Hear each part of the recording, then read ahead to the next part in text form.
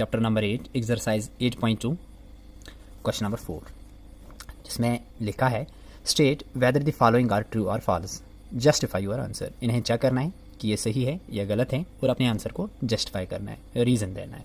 अगर सही है तो क्यों है, गलत है तो क्यों है। तो पहला है sine of A plus B is equal to sine of A plus sine of B. तो कह रहा है कि sine of A plus B जो है ये बराबर होता है sine of A plus sine of B के। तो लेते हैं हम ये अपना पहला पार्ट, हम लिखते हैं पहला पार्ट जो है वह sine of A plus b which is equal to sine of A plus sine of B. तो sine of A plus B is equal to sine of A plus sine of b. अगर हम multiply करें यहाँ से sine of A plus sine of B, तो ये हमें कुछ ठीक सा लग रहा है। लेकिन ए जो बी जो है और ए जो है ये तो एंगल्स हैं, इनको इस तरीके से हम चेक नहीं कर सकते।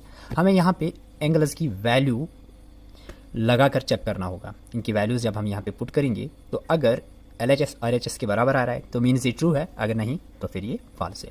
सपोज करते हैं ए एंगल हम यहाँ पे लेते हैं, साइन ऑफ, अगर ए की जगह हम एंगल लें 30 डिग्री प्लस बी की जगह हम एंगल लेते हैं 60 डिग्री, क्योंकि ए और बी तो एंगल्स ही तो है। तो ए की जगह 30, बी की जगह हमने 60 लिया, तो इस साइड भी आ जाएगा साइन ऑफ ए की जगह हमने 30 लिया और बी की जगह हम लेंगे 60। तो आप देखें ये बन जाएगा sine of 60 plus 30 which is 90।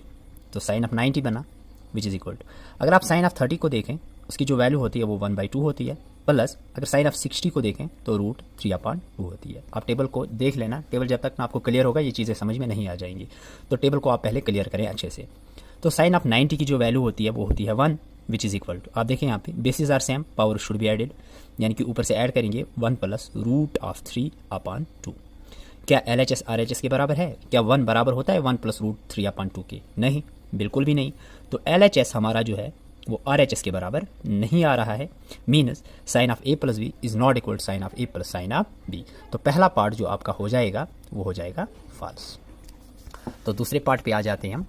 दूसरा पार्ट है the value of sine theta increase as theta increase. अगर हम साइन की वैल्यू को इंक्रीज करते हैं, एंगल को इंक्रीज करते हैं, तो साइन भी इंक्रीज हो जाता है। ये आप देखें यहाँ से टेबल देख सकते हैं, साइन यानी कि एंगल को अगर आप इंक्रीज करेंगे, पहले 0 फिर 30 फिर 45 फिर 60 फिर 90, तो कह रहा है जो वैल्यू है यानी कि 0, 1/2, 1/√2, √3/2, 1, ये भी क्या हो जाते हैं, वैरी हो जाते हैं, यानी कि इंक्रीज हो जाते हैं। तो चेक करते हैं इसको, हम लेंगे साइन ऑफ थीटा की बात हो रही है, अगर साइन का जो एंगल है वो हम इंक्रीज करेंगे। तो चलो लेते हैं अपना दूसरा पार्ट, हम लेंगे पहले साइन ऑफ 0 डिग्री, फिर साइन ऑफ 30 डिग्री, फिर साइन ऑफ 45 डिग्री, फिर साइन ऑफ 60 डिग्री, इसके बाद हम लेंगे साइन ऑफ 90 डिग्री।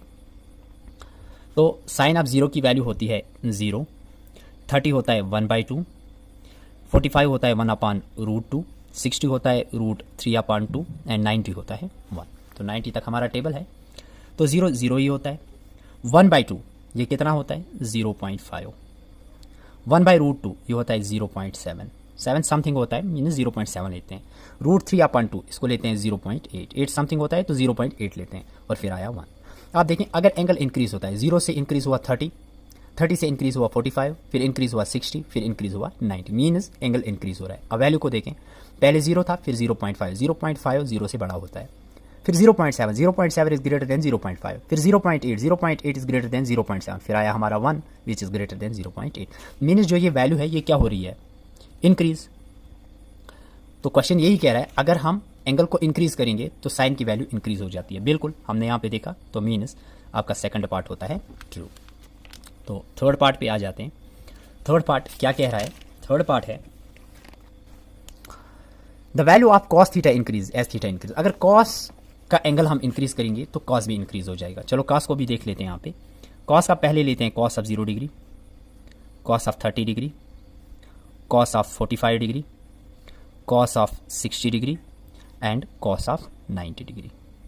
तो कॉस ऑफ 0 डिग्री होता है 1, कॉस ऑफ 30 होता है √3/2, तो कॉस ऑफ 45 होता है 1/√2, कॉस 60 होता है 1/2 और कॉस 90 होता है 0। आप देखें 1 को हम 1 ही लिख सकते हैं, √3/2 is 0.8, 1/√2 is 0.7, 1/2 is 0.5 and this is 0। Question क्या था? अगर हम एंगल को इंक्रीज करेंगे तो वैल्यू भी इंक्रीज होगा। एंगल को इंक्रीज किया 0 से 30, 30 से 45, 45 से 60, 60 से 90। अब देखें क्या वैल्यू भी इंक्रीज होता है। 1 के बाद आया 0.8, नहीं 0.8 तो 1 से छोटा है। 0.7 0.8 से छोटा, 0.5 0.7 से छोटा, उसके बाद 0 मीन्स सबसे छोटा। तो यहाँ जो वैल्यू है इस कॉस की ये तो डिक्रीज हो रही है। तो क्वेश्चन के मुताबिक ये हमारा क्या हो जाता है, फॉल्स, क्योंकि क्वेश्चन कह रहा था अगर एंगल को इंक्रीज करेंगे तो वैल्यू भी इंक्रीज होगा। नहीं, यहाँ पे तो उल्टा हो रहा है, रिवर्स हो रहा है। एंगल को इंक्रीज करने पर हमारी वैल्यू डिक्रीज हो रही है, तो मीन्स ये फॉल्स है। तो चौथे पार्ट पे आते हैं। फोर्थ पार्ट हमारा क्या है देख लेते हैं। फोर्थ पार्ट है sine theta is equal to cos theta for all values of theta. Sine theta हमेशा कॉस थीटा के बराबर है, चाहे एंगल कुछ भी हो। थीटा यहाँ पे एंगल लिया है, अगर इसकी जगह हम कुछ भी रखें, यहाँ पे जो वैल्यू रखेंगे वही वैल्यू यहाँ पे भी रखनी है। एंगल जो भी आप रखें मतलब साइन थीटा कॉस थीटा के बराबर आ जाएगा। इसे चेक करते हैं। अगर साइन थीटा कॉस थीटा के बराबर होगा फॉर ऑल वैल्यूज, चेक करते हैं। हमारे पास एंगल है 0, तो 0 पे चेक करते हैं। अगर हम साइन ऑफ 0 डिग्री करते हैं which is equal to cos of 0 degree, तो कहाँ पे लिया, थीटा की जगह हमने यहाँ पे लिया 0 डिग्री, क्योंकि एंगल ले रहे हैं। तो साइन ऑफ 0 की वैल्यू होती है 0 और कॉस ऑफ 0 की वैल्यू होती है 1, मीन्स नहीं बराबर है।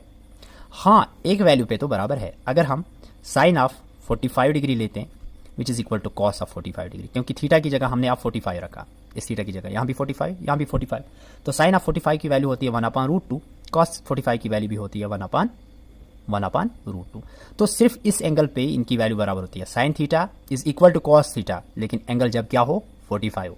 क्वेश्चन कह रहा है हर एक एंगल पे हो रहा है, मतलब 0 पे भी होगा, 30 पे भी होगा, ऐसा नहीं है। हमने 0 पे चेक किया, 0 पे तो नहीं है, 45 तो है, मीन्स ये आपका क्या हो जाता है, फॉल्स। यानी कि हर एंगल पे साइन थीटा कॉस थीटा के बराबर नहीं होता, बल्कि सिर्फ एक ही एंगल पे है, वो क्या है 45। तो अगले तो फिफ्थ पार्ट लेते हैं हम। फिफ्थ पार्ट क्या है, cot of A is not defined for A is equal to 0, यानी कि जो कॉट ए है मीनस एंगल ए, अगर इसकी जगह हम 0 रखें तो कॉट नॉट डिफाइन हो जाता है। तो देखें, अगर हम लेते हैं कॉट ऑफ ए और ए की जगह अगर हम 0 लें तो ये क्या हो जाता है, नॉट डिफाइनेड। फिफ्थ पार्ट है, तो कॉट ऑफ 0 लेते हैं। आप देखो कॉट किसके बराबर होता है, 1/tan, तो cot 0 is 1/tan 0, this is 1/tan 0 की वैल्यू क्या होती है 0, tan 0 की वैल्यू होती है 0, and anything divided by 0 is not defined. ये क्या हो जाता है हमारा, नॉट डिफाइनेड, मीन्स जो हमारा फिफ्थ पार्ट है ये हो जाएगा हमारा ट्रू।